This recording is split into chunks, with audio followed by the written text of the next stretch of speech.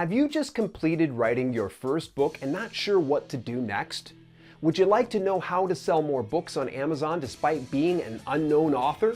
Then you'll want to hear what I have to share today about how to increase your book sales on Amazon. Stick around. Welcome to Self-Publishing with Dale, where you'll learn tips and strategies for publishing your own books. Have you published any number of books? What is your experience in self-publishing, and how did you sell your first book as an unknown author? Speaking of publishing your first book, wouldn't you like to get the unfair advantage on your next book launch? Then you'll want the exact blueprint and the bestseller book launch checklist. Simply head to selfpublishingwithdale.com/checklist to download your copy today.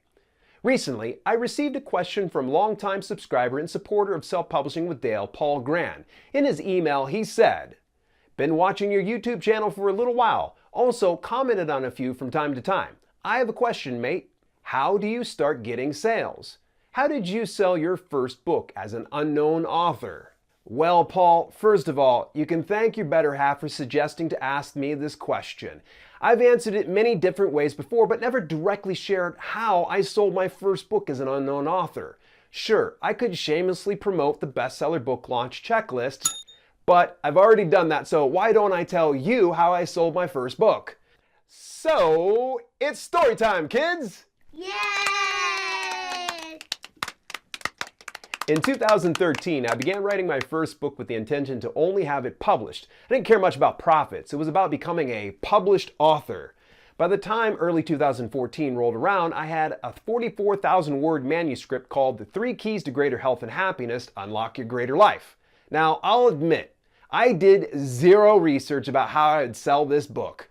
I just assumed I'd publish the book and be done with it. Lo and behold, when I did publish it, I actually sold quite a few copies. But it wasn't enough to justify quitting my day job. So, you know what I did? I quit my day job, of course. That's a different story altogether. Really, all I did to sell my first book was tell everyone and their mother that I was a published author. Yeah, it was nothing fancy, and I made a whopping $21.51 in my first month. And even more impressive is that was just a CreateSpace print book. And even more impressive was the book was a steaming pile of shit. I didn't have a clue about what I was doing, nor did I have any concept of what the self-publishing industry was all about. In fact, I did my own cover. It was terrible. I didn't hire an editor. The manuscript was riddled with errors, of course. And I didn't even bother publishing to Kindle or audiobook, despite what I advise most people to do today. But if I had to do it all over again, here's what I'd do. 1. Refine my product.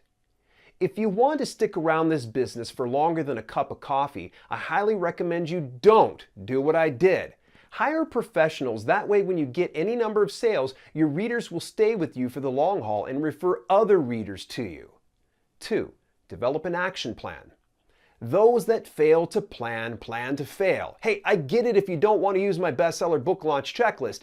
If you don't, that's totally cool, but I'd recommend you spend a couple hours planning on how you'll get your book into more hands and shift more copies.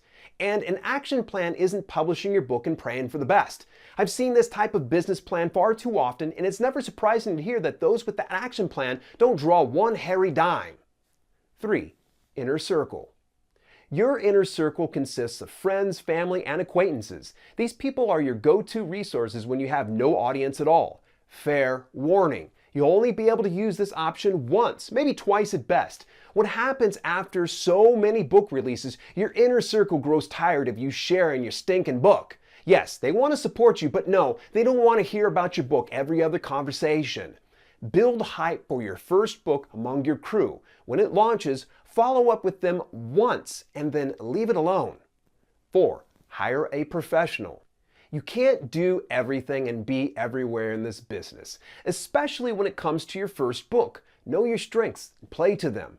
When you don't know what you're doing, such as editing, cover design, marketing, and promotion, hire out someone who knows what they're doing.